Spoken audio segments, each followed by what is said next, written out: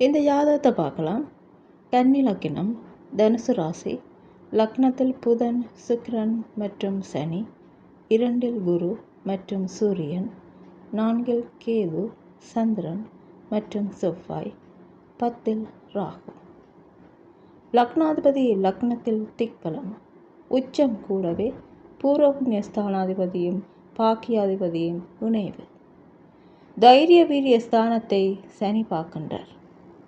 ஆயுள் ஸ்தானாதிபதி செவ்வாய் அவரும் 11ஆம் அதிபதியோடு சேர்ந்து கேந்திரத்தில் இருக்கின்றார். பாவக்கிரகங்கள் கேந்திரத்தில் இருப்பது நல்லது என்று சொல்வார்கள். இங்கு ஆயுள் ஸ்தானாதிபதி பாவக்கிரகமாகி கேந்திரத்தில் ஆயுள்காரகன் அவர் லக்னத்தில் வலுத்த லக்னாதிபதியோடு சேர்க்கை.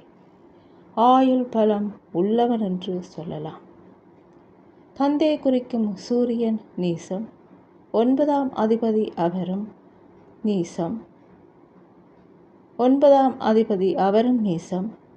தாயை குறிக்கும் சந்திரன் 4 கேதுவோடு செவ்வாயோடு சேர்க்கை.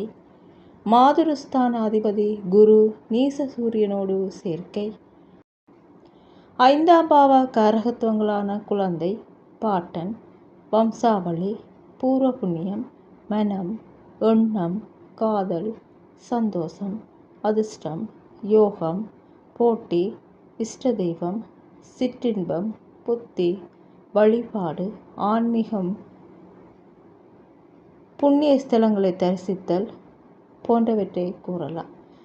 இந்த 2க்கும் அதிபதிகளான, அதாவது 5 மற்றும் 9 அதிபதிகளுமான சனி, சுக்கிரன் லக்னத்திலேயே அமர்ந்து விட்டனர். இவன் பிறப்பின் நோக்கத்தை வகுத்து விட்டனர்.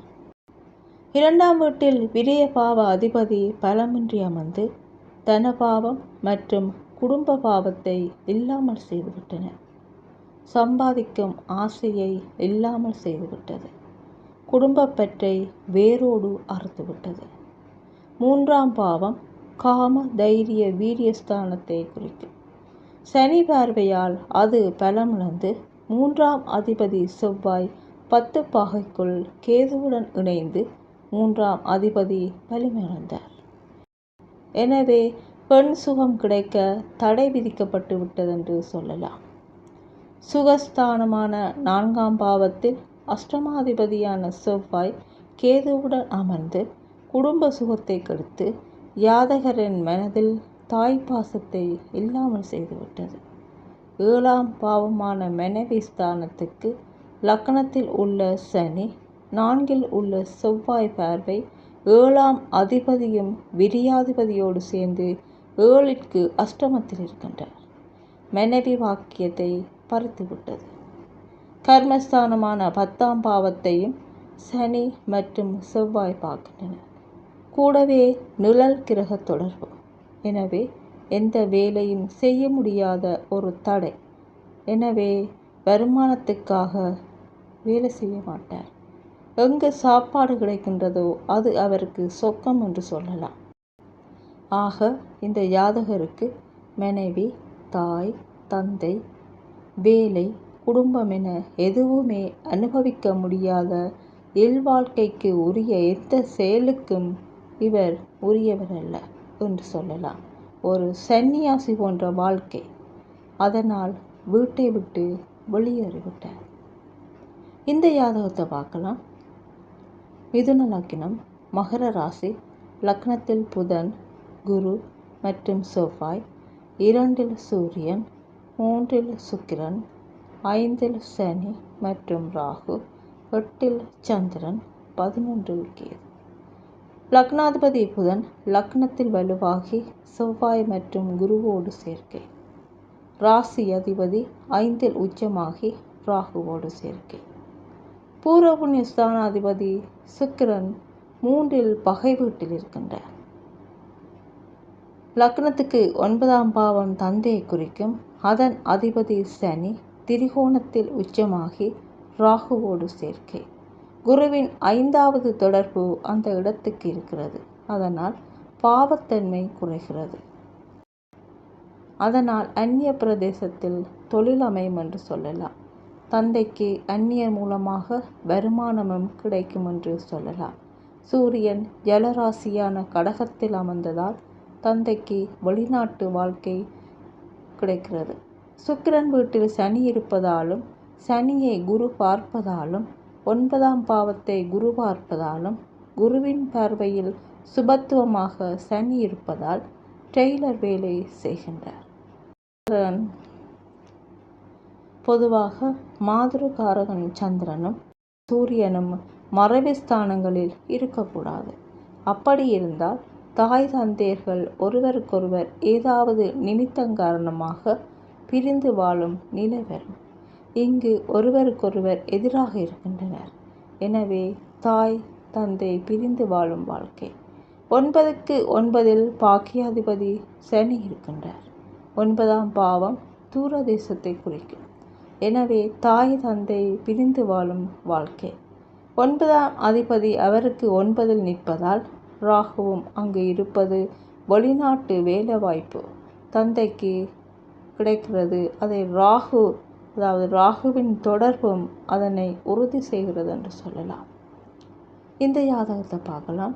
தனுசு லக்னம், மீன ராசி, 2இல் குரு, 4இல் கேது, சனி, சுக்கிரன், சந்திரன் மற்றும் சூரியன், 5இல் புதன், 9இல் வக்கிர செவ்வாய், 10இல் ராகு.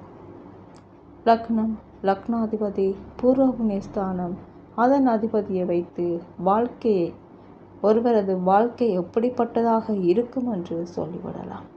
பொதுவாக நமக்கு சுய புத்தி, நடத்தை, ஆயுள், குணம் பற்றி கூறுவது லக்னம் மற்றும் லக்னாதிபதி. இங்கு லக்னாதிபதி குரு நீசம், அதாவது லக்னாதிபதி குரு நீசம் பெற்று நீச நடத்தை இந்த ஜாதகருக்கு நீச புத்தியை கொடுத்தார் என்று சொல்லலாம். 2ஆம் வீட்டுக்குரியவர் 4இல் கிரக யுத்தத்தில் இருக்கின்றார். அதோடு இங்கு சனி குரு பரிவர்த்தனை. சனி குரு பரிவர்த்தனை என்று வரும்போது கீழ் ஜாதி மக்களுடன் தொடர்பை ஏற்படுத்துவார் என்று சொல்லலாம். இவருக்கும் அதே போன்று கீழ் ஜாதி மக்களுடன் உறவுகள் வைத்திருந்தார். ஒழுக்கஸ்தானமான 4ஆம் பாவம் கெட்டுவிட்டது. அங்கு கேது, சனி, சுக்கிரன், சந்திரன் மற்றும் சூரியன் என 5 கிரகங்கள் அமர்ந்து அந்த இடத்தை கெடுத்து விட்டனர். அஷ்டமாதிபதி சந்திரன் 4இல் வந்து அமர்ந்து விட்டார். அப்போ இவருடைய ஒழுக்கம் கீழ்த்தரமானதாகத்தான் இருக்கும் என்று சொல்லலாம். உபய லக்னங்களுக்கு அதற்கு நேர் வீடான 7ஆம் வீடு பாதகாதிபதியாக வரும். இங்கு அந்த 7ஆம் அதிபதி 5இல் இருக்கின்றார். அதனால் காதல் திருமணம், சுக்கிரன் பிளஸ் சூரியன் பிளஸ் அஷ்டமாதிபதி சந்திரனின் சேர்க்கை என பெண்ணால் அசிங்கம். சுக்கிரன் பிளஸ் கேது பிளஸ் சனி, அப்போ இங்கு ராகு கேது தொடர்பு வருகிறது. செவ்வாய் தொடர்பும் இருப்பதால் கீழ்ஜாதி பெண்ணால் அசிங்கம், அவமானம் வரும் என்று சொல்லலாம். அப்போ இந்த திருமணம் நிலைக்குமா என்றால் இங்கு அஷ்டமாதிபதியாக சந்திரன் இருக்கின்றார், 6ஆம் அதிபதியாக சுக்கிரன் இருக்கின்றார். அவரே 2ஆம் திருமண அதிபதியாகவும் இருக்கின்றார். அவர் கெட்டாலும் உச்சம் பெற்றுள்ளார். அதனால் இந்த ஜாதகர் அந்த பெண்ணை விட்டுவிட்டு வேறு பெண்ணை திருமணம் செய்து கொள்ளுவார் என்று சொல்லலாம். 5ஆம் அதிபதி வக்கிரம் பெற்றதால் எதிலும் திருப்தி இல்லாத தன்மை இருக்கு. மேலும் போன ஜென்மத்தில் செய்த விதிப்பயனை அனுபவிக்க வேண்டும். போன ஜென்மத்தில் தந்தை, தாய், மனைவி, குடும்பம், தெய்வத்துக்கு துரோகம் செய்துவிட்டதால் இந்த ஜென்மத்தில் அதன் மூலம் பயன் ஜாதகருக்கு கிடைக்காதென்று சொல்லலாம்.